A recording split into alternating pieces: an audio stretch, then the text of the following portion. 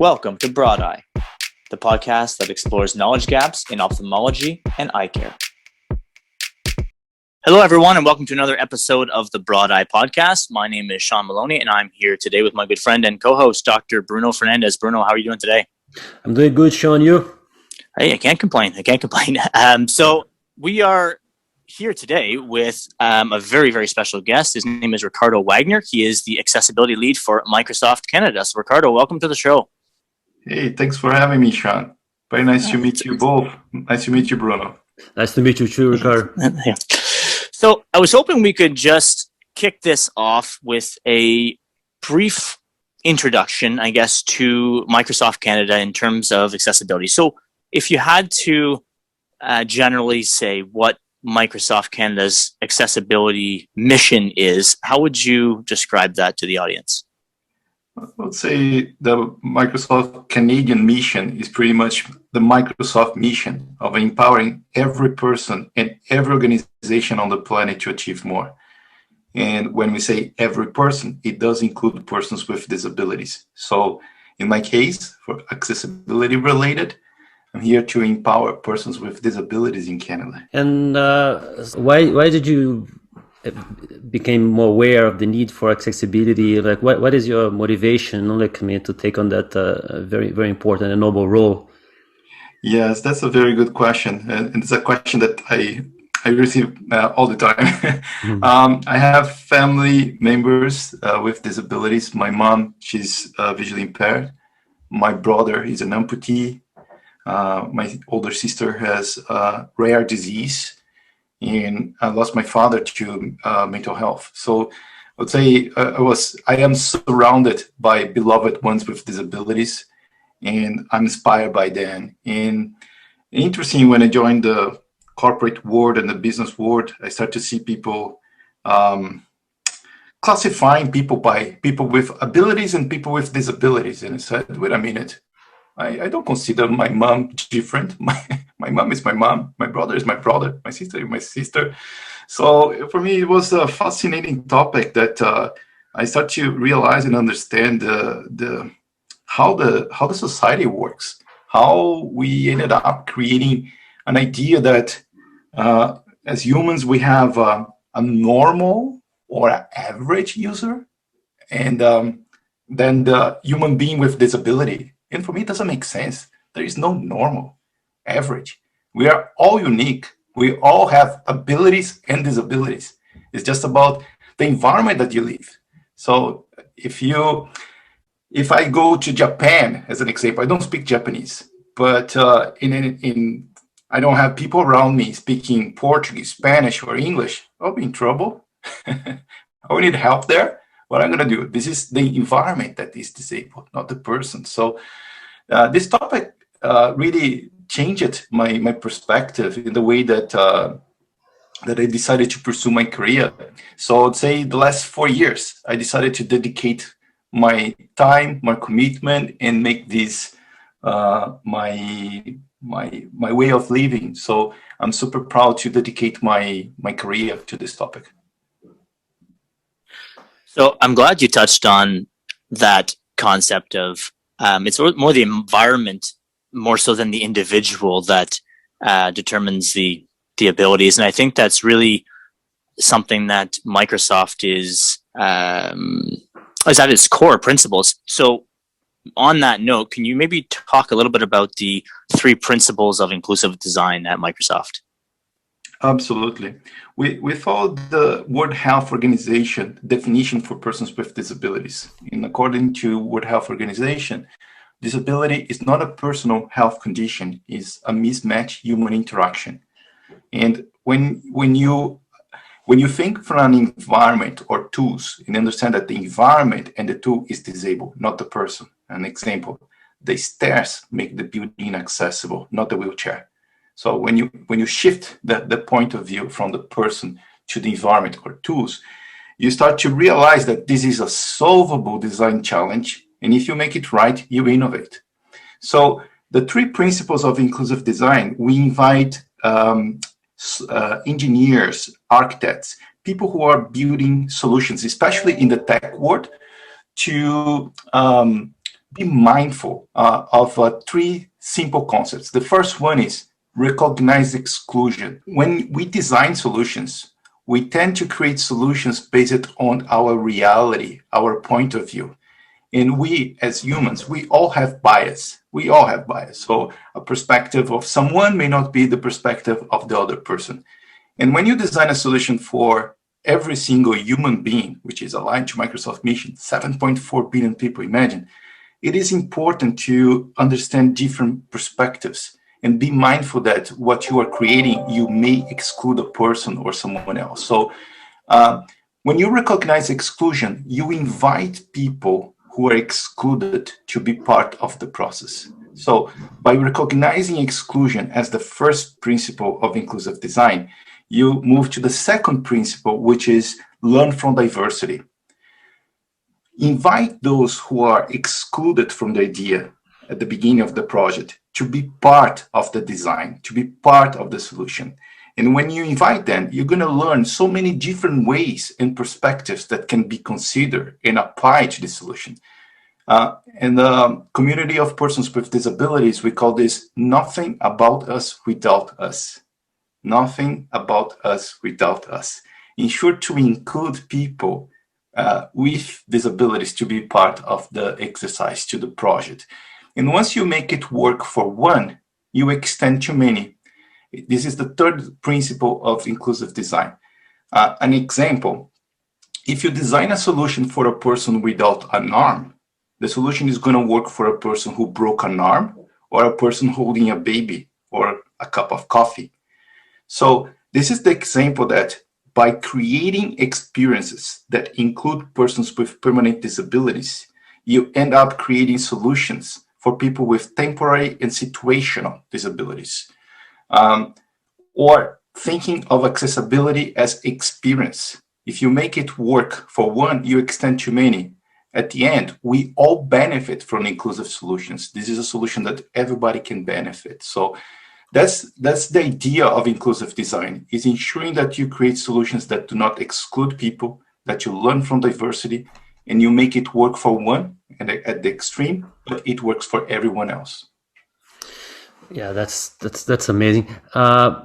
You, as you touched now on the benefit that focusing on accessibility, what it can bring in terms of the benefit, is there any way of like measuring, like, I mean, what's the impact of that accessibility push by Microsoft, Canada and worldwide? Let's say, like, how many people have been using your products and service that couldn't have used before? Absolutely. We recently received a letter from one of our customers. This person used an app called Seeing AI. This app was designed to help people blind and with sight loss to get additional information from the environment. So it used the camera from the phone, and with a services from Azure called Cognitive Services for Vision, it detects the world around you. So you can point the camera to a laptop, for example, and take a picture of the laptop, and the services will describe the image to you. You can point the camera to a person, and it's going to describe the person, if the person is happy, if it's sad, if it's a woman, a man. You get all the details, including age, which is interesting. So this customer shared a letter to us saying that she was super touched by the app. She was living with her mother, and her mother passed away. And when she came back home, she was cleaning up the house, and she went to her mother's bedroom, and she turned on Seeing AI to find documents, and there were some papers and things that she was just going through, and Seeing AI was reading all the content for her. And she ended up finding a letter that her mother wrote to her. And through Seeing AI, she connected with her mother. So examples like this just give a perspective of what technology can do to empower people, especially persons with disabilities. With artificial intelligence, we now have ability to hear, to see, to understand, comprehend. And imagine when you apply cognitive services to existing solutions, the number of scenarios and potentials that we can create. So I'm super inspired by stories like this, but there are so many others that we are all using in a day-to-day basis. One of my favorite, and I have many, but I'm not going to bring this one, otherwise we're going to spend the hours here sharing stories. I would love stories. Yeah, and that's okay. We can talk all day. This is great. You gave me permission, so Yeah. so it's for me. It's my favorite one. Is captions. So with Microsoft Teams or when you use PowerPoint, you can. I'll give the example from PowerPoint. You can pick and choose the language you want to speak, and cognitive services will provide captions in real time. You can speak, for example, in Portuguese and with captions in English. You can speak in up to 12 languages and people can follow in up to 72 different languages. And you may say, yeah, this is great. This is helping a person hard of hearing. It is also helping someone watching a presentation in a noisy environment. What about a person with sight loss and blind? So you can use the Bing Translator app. A barcode is provided when you start the presentation, and the person can follow and read aloud in their preferred language using a mobile device. So we now have the possibility to present and talk, and language is no longer a barrier. So if you reach out to someone in a different country and you don't speak that language, and the person doesn't speak the second language you speak, you pick and choose the language that they speak. You pick and choose the language you want to talk. And if you happen to have someone hard of hearing or a person with sight loss, this person is also included.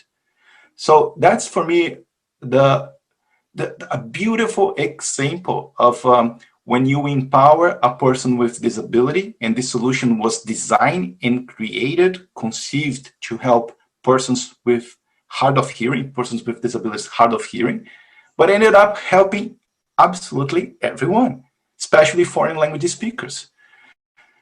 I have examples for dyslexia, examples for learning disabilities, more examples for hard of hearing, for people with sight loss and blind. It is just fascinating when designers understand a mismatch in the environment and the tool, apply artificial intelligence, and connect human beings with their strengths and ability, and let the person bring their best. This is the magic that is going on, and pretty much this is accessibility. So that's a great story, and I'm going to try and tease a couple more out of you because you kind of left us hanging with some of those cues and all these other great stories. But I just wanted to comment on something you had said, and that is that you're including people who maybe are often excluded in these designs, basically including them and their perspectives in these designs. And it just made me think of one of our previous guests, Helen Damaris, who was an ophthalmologist, and in their research studies, they're actually having patients get involved and help in designing these research studies, because I think they can bring and this is no different, they can really bring a fresh perspective and a true understanding of what's needed. And it seems like by doing that, what Microsoft is doing is slowly working toward like the ultimate design, for anything, right? Because a design that is all inclusive, essentially, no matter what your temporary or permanent abilities or disabilities may be, is really, I think, what all technology companies should be, constantly working towards. So that's just my little side rant there. If you don't mind, I want to. Of course, no, go. Yeah, sure. Compliment. This is fascinating for me because especially in the tech world, when you talk to tech folks, when they hear about a problem, they think, I have a solution. Have you tried this? Have you tried that? Instead of just asking, tell me more. Let me understand. Show me the problem, how you're feeling. What is the impact that you are considering right now with the problem you are bringing to me. It's like the exercising empathy, in my humble point of view, is the most important and critical thing in the design process. Dressing the shoes, that's a good analogy, right? By understanding and going deep to the problem, really understanding not just from the technical point of view, but understanding the feelings, the heart piece, the social perspective. This can also bring you the dimension of things that you need to consider when you are creating a solution. I recently joined a team inside Microsoft, and we were the grand prize winners of Microsoft's 2019 hackathon. We created a solution to empower parents with kids with epilepsy. The project is called MirrorHR. We were also awarded with a residence program inside Microsoft Garage, assisted by Microsoft Research. Tell you, it was an incredible, amazing experience. My role was to connect with families. So engage with families with kids with epilepsy. So what I want to share from this experience is we were thinking of many tech ideas of what we could use in terms of collecting biometric contextual information, applying artificial intelligence, natural language process, machine learning, all the tech complicated things.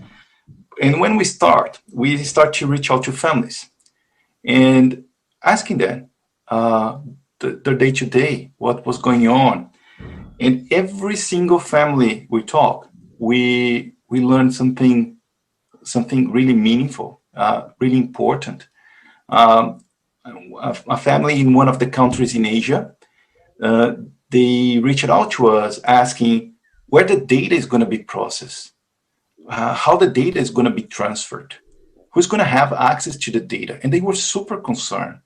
And then later on, as we confirmed, and they were really feeling safe with how we were handling data, they said, here's the problem. If someone get access to this information and become aware that my son has epilepsy and he has seizures, culturally here, due religions and other things, kids or people who experience epilepsy or seizures, they believe that the person is receiving a devil entity. And what they do, they kill the person and sometimes the family, and they burn the house.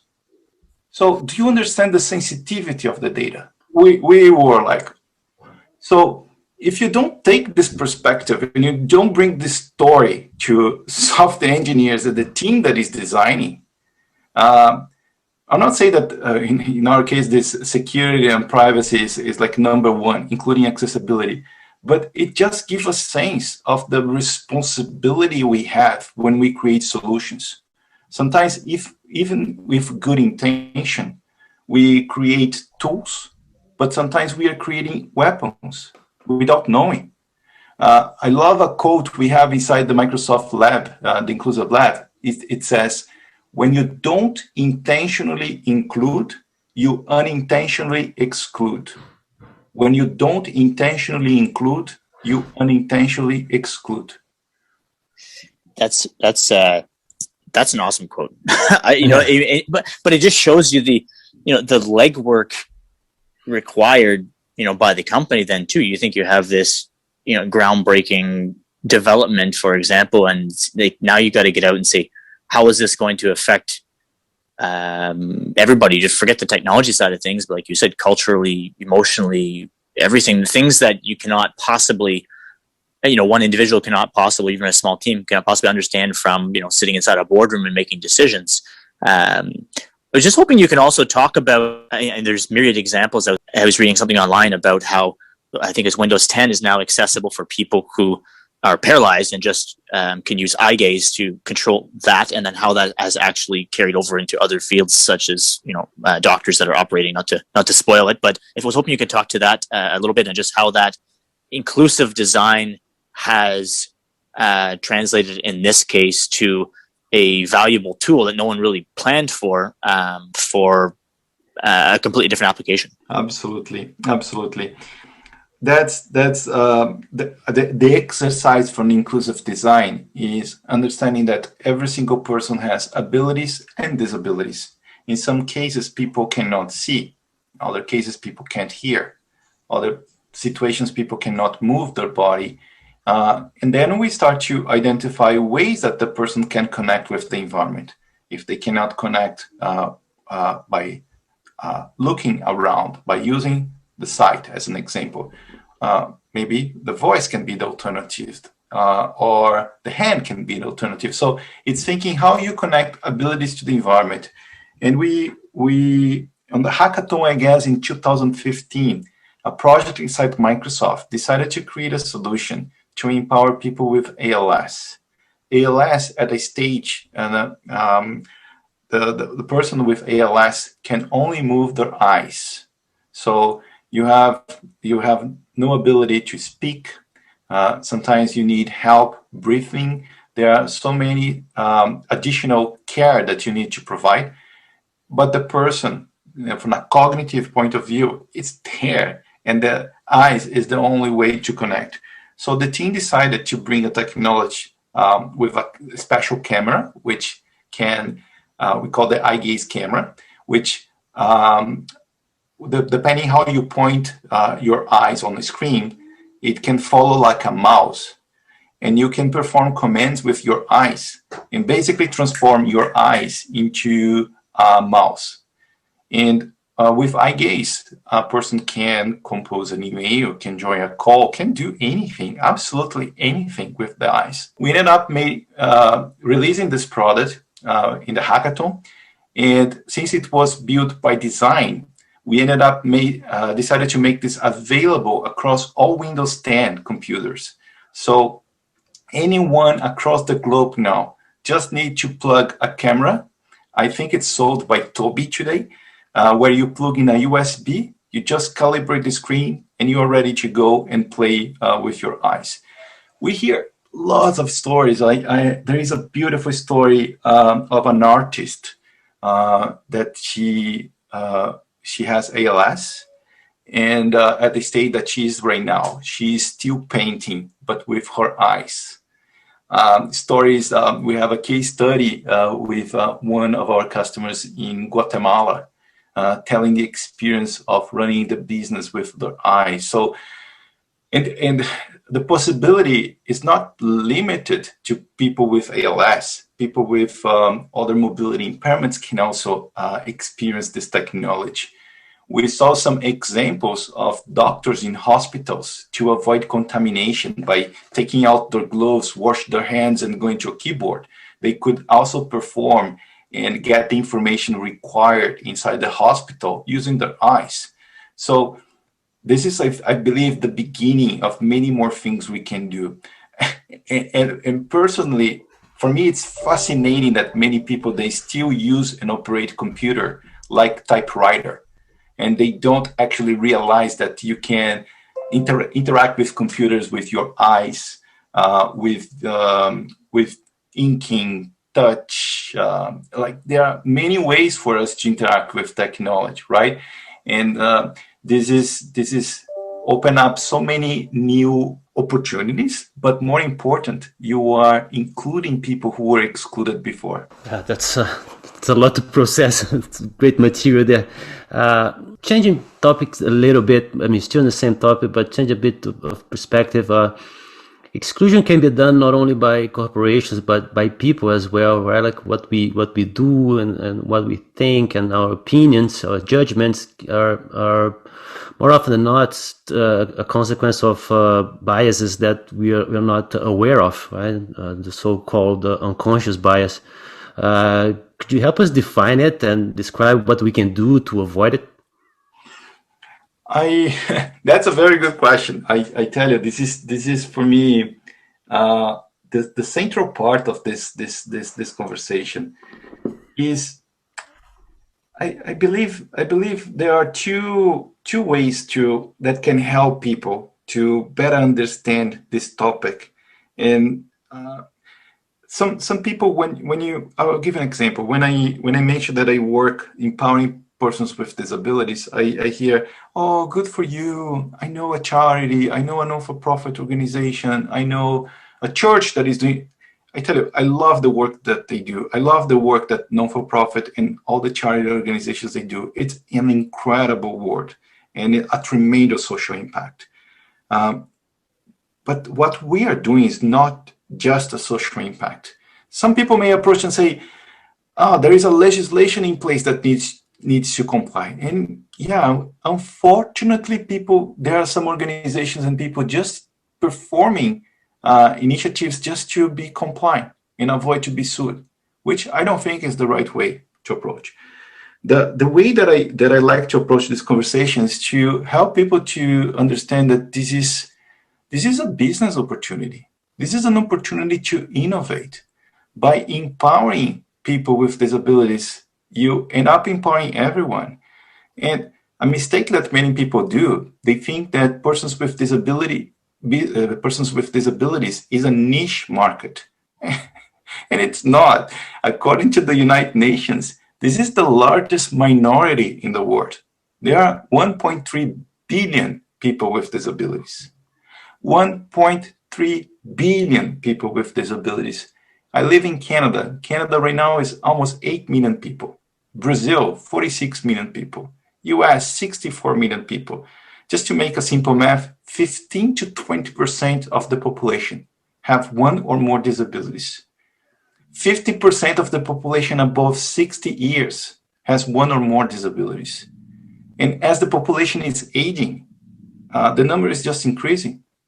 So by letting people know that this is a large market, there are lots of people joining this group. And I would say anyone who is alive can experience temporary or experience a permanent disability during the life. 80% of permanent disabilities people develop during their lives, right?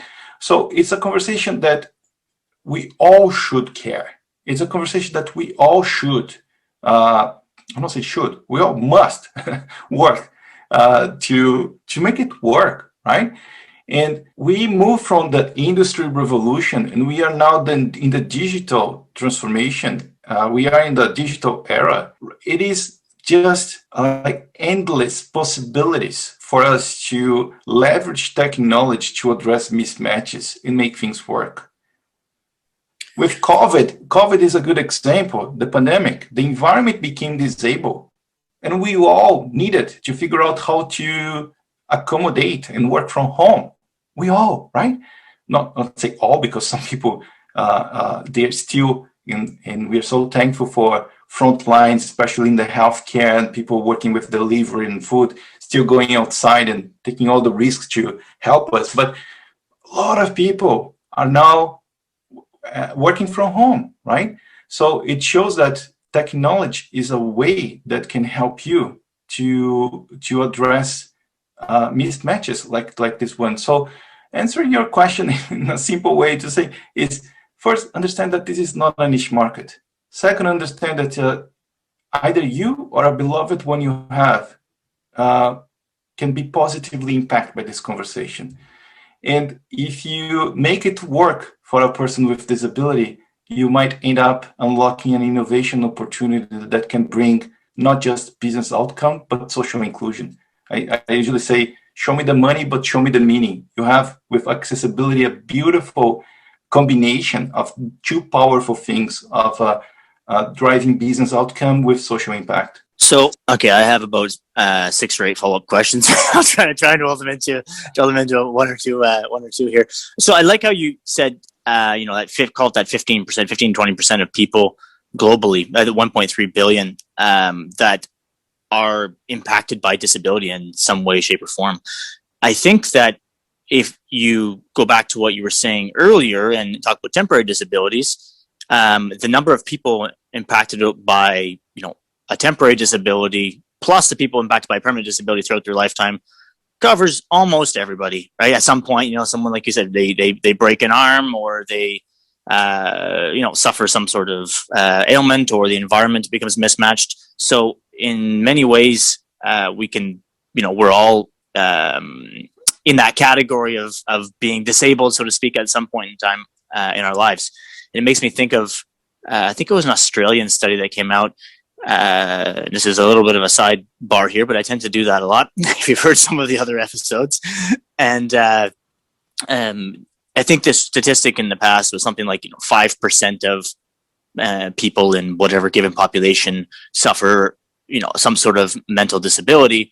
But I think it was this Australian study that came out and said that over a 20-year period, something like 90 or 95% of people would at some point in that 20-year period be classified as having a mental disability, whether that be severe anxiety, depression, what have you. So it just goes hand in hand with what you're talking about.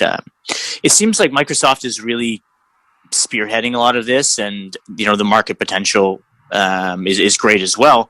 But are a lot of the other big players in the space, or even small players, really understanding that inclusive design is really just the way things should be done, or is this something unique to Microsoft? Well, we are seeing more and more organizations, and our dream is to see all organizations on the planet,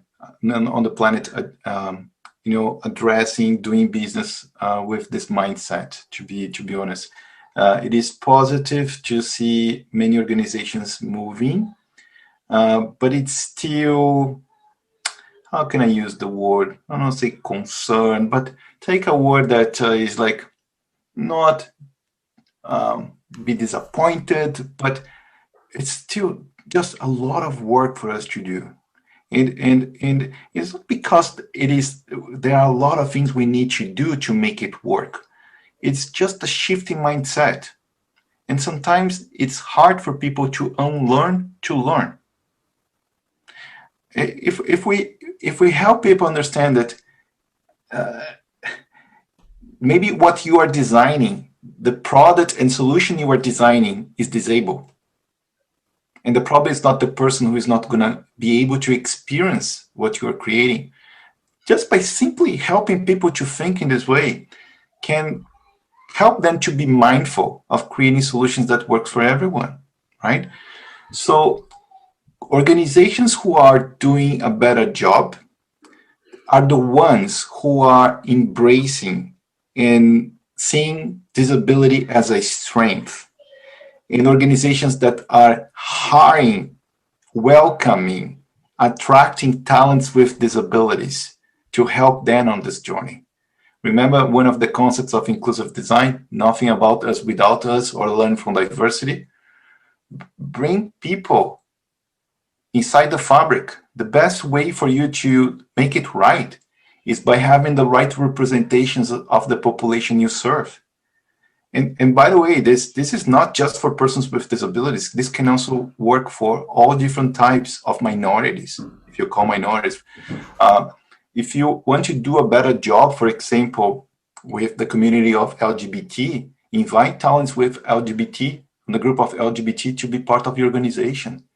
Invite people, First Nation, women. I can go with a long list. But not just invite, ensure that you have a safe environment where people can get a sense of belonging, right? So it doesn't matter if you, I love the knowledge they say, the diversity and inclusion perspective. Diversity is when you are welcome to the party. Inclusion is when you are invited to dance. So I really like this perspective, because this is important. It's an exercise of embracing a culture and mindset, understanding that we are all unique, we are different, and we all have perspectives and ways to contribute. We just, from a leadership perspective, or for the creators, the ones like architect, engineers, software developers, be mindful of how you connect abilities to the environment. When you make it happen, magic things happen. That was a great quote you had there on the being invited to dance. It's very, very graphic. I once heard that one of the fastest ways to change the world is to make the right people do the right things for the wrong reasons, And if the big companies see that as a business opportunity and start targeting that specific demographics to make a profit, I mean, it's all the same to me, right? Like, I mean, at the end, people benefit from it. So that, I mean, I hope that like Microsoft keeps doing what they're doing, and other companies, like, I mean, see they're lagging behind, and it start like doing more, like, to catch up. I think that competition will be very healthy. We will. And Bruno, I have a good example. I don't know, Sean, if you know the solution, call it Microsoft Soundscape. Have you heard about Microsoft Soundscape? I've heard of it, but I'm not familiar with it. So maybe you can elaborate on that. Absolutely. Microsoft Soundscape was designed with and for people with low vision, sight loss, and blind. It's a solution that gives you 3D audio clues from the environment. And we create this solution to help people with sight loss to navigate in unknown places, places that they are not familiar. So enabling the person with sight loss to experience the surround, right? So it uses the GPS system from the phone, as well open maps. And what it does, while you are walking on the street, suppose that the church is 200 meters on your left. Then you receive an audio clue on your left saying church, I don't know the name, St. Paul, 200 meters. If the Starbucks coffee is on your right, it tells Starbucks coffee, 100 meters. So you get a sense of direction and distance, which is super important for people who are experiencing new environments. And when we designed the solution, of course, we invited people with sight loss blind to be part of the project. And they said, oh, this is amazing, but if you cover my ears with an earplug or a headset, I'm going to lose my sense commuting. Although I can use my cane and my guide dog, that's not a good idea to cover my ears. So we ended up trying to find an alternative to give audio clues and information, but not covering the ears. Then we work in partnership with Bose. And Bose designed a glass, call it Bose frame, which is a device that you wear as a sunglass, but you receive the audio on the outside of your ears, not covering your ears. So you can just wear the glass. You have your ears open for the environment, but you can also experience the instructions of Soundscape through the Bose frame. So this glass was designed for people with sight loss, but today sold at Best Buy as a very cool device where people can wear and participate in conference calls, listen to their favorite music, do whatever, listen to this podcast as an example. It is like the example of designing a solution for a person with disability can and will end up benefiting everyone. So this mindset of innovation and accessibility benefits everyone. So if you don't have one, I advise. So just go to, your favorite store, Bose frames. I think it costs $250. It's a bit expensive, I know, but it's super cool. You can show off with everyone. And install Soundscape app for free. If you have an iPhone, you can install Soundscape and experience the environment, especially if you have sight loss or if you're blind. This solution is just incredible. I'm going to just jump in on that quickly because it's the timing of this is really funny because I had a conversation on the weekend. So we're recording this on a Monday. I had a conversation a couple of days ago with a good friend of mine who's a former guest in this podcast. Is Dr. Stephen Mcintosh. He's an optometrist. And he was literally talking to me about these glasses. And he was saying that I should get them, that he doesn't have sight loss, but he thinks they're the coolest thing ever. and he uses them himself. So he was literally telling me about this product. I hadn't heard of it before. And he's like, oh, you should definitely check it out. It's something that I think you'd enjoy when you're walking around because, I like to go outside walking around, but I am visually impaired. And, just sometimes listen to podcasts. I listen to a lot of podcasts and audiobooks and music on occasion as well. And he was saying, hey, this would be perfect for you. So it's just funny timing that you're bringing that up like 2 days later. It's so the two comments that I want to make, I guess you are also hearing my kids at the background. I guess like many people, remote school and kids at home is just changing the way. So I hope the people listening to this podcast will not mind the noise behind the scenes. The second thing I would say is it's super true. So and I love when people start to experience and use technology, not with the perspective of saying, oh, this is an assistive technology device. It's not. This is technology. So when you break the barriers of calling something as an assistive tech and just calling it as a technology that everyone can use and experience, sorry to say this, but glasses, right? Glasses. We were talking about Bose frame glass, but glasses, when they were conceived and designed, they were all black and heavy. Then a designer said, why I can't make a glass with a different color or in a different format or with different materials? So probably you and I, we know people who doesn't need to wear glasses, that is wearing glasses just because this is a way for them to express themselves. It's fashion, right? This is the beauty. When you apply design to tech, to things, to products, to solutions, you end up creating solutions that people really appreciate. So for me, it's fascinating that that today we look for a person wearing glasses without calling this person as a person with disabilities. Why it doesn't happen with a person using a wheelchair? Why it doesn't happen with a person using a prosthetic leg? Why someone sees the wheelchair first and not the person? Why a person sees first the prosthetic leg and not the person? So I think it's a process that we all need to go through to understand that technology and tools are just here to help us to connect with the environment. And glasses for me is just a beautiful example. So no, that's a I like that example, talking about glasses and saying, why don't we see that as, the same way we would see a wheelchair, or vice versa, I should say. Maybe just one more question before we wrap it up. I could have this conversation for hours. I would love to definitely have a conversation with you again at some point in the future, and maybe we could even do it live, a follow-up interview in the future after COVID restrictions have been lifted. Things seem to be going more smoothly. Just curious, your thoughts on what's coming in the years ahead for accessibility, whether at Microsoft or elsewhere, or maybe more generally, what you would like to see in terms of continued accessibility and inclusive design. It is an exciting future, I would say. We are now just experiencing what artificial intelligence can do. And we are now understanding that there are many more things we need to do better to make artificial intelligence work.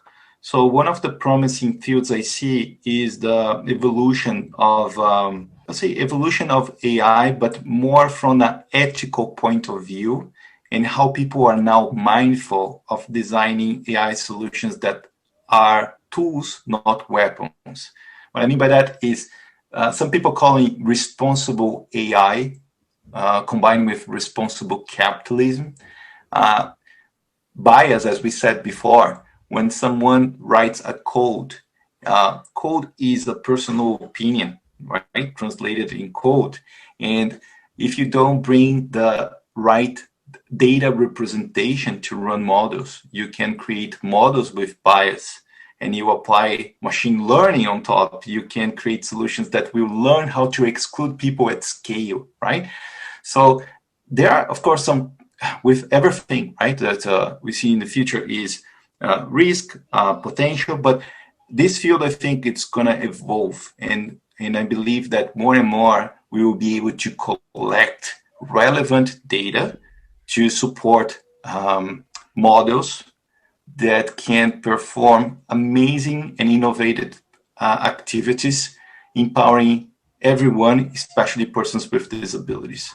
So this is one. Second is this perspective of people with a clear notion that if you humanize the conversation, if you understand humans and use technology and tools to connect humans to the environment, you are ended up creating many possibilities. I think it's this mindset shift of seeing technology as a tool, as a way, not as the final destination. The final destination is the human being and the positive impact we can create.